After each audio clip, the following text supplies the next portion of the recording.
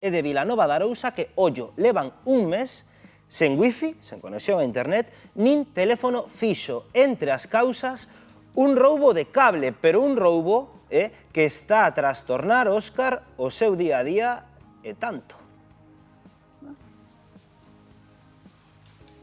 Pois parece ser que sí, Bernardo, parece ser que é o roubo dun cable ou eso é o que di a compañía, pero xa aquí os veciños non saben nada porque levades intentando falar con eles moitísimo tempo, desde hai un mes que non tedes internet e agora mesmo, que sabedes?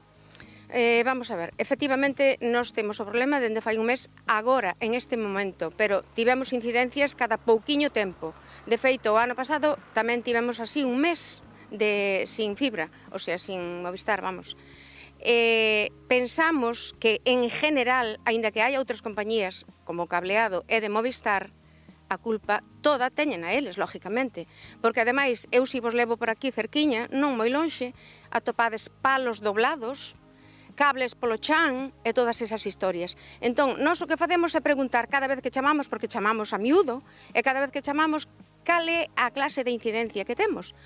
Pois nosotros non tenemos esa información, non sabemos. Entón, a quen lle preguntamos? Ao veciño do lado? Exactamente, a quen lle preguntan desde hai un mes, compañeiros, e xente, claro, como o seu fillo que non pode teletraballar agora mesmo, ou que pode teletraballar como lle veña en gana, porque de feito non lle dan servizo. Non nos dan servizo ningún. El teletraballa todo o día, ademais, con reunións e con todo, e non temos, bueno... Claro, non vos dan unha resposta de por que non ten servizo. Non nos dan unha resposta e a cousa está mal, moi mal.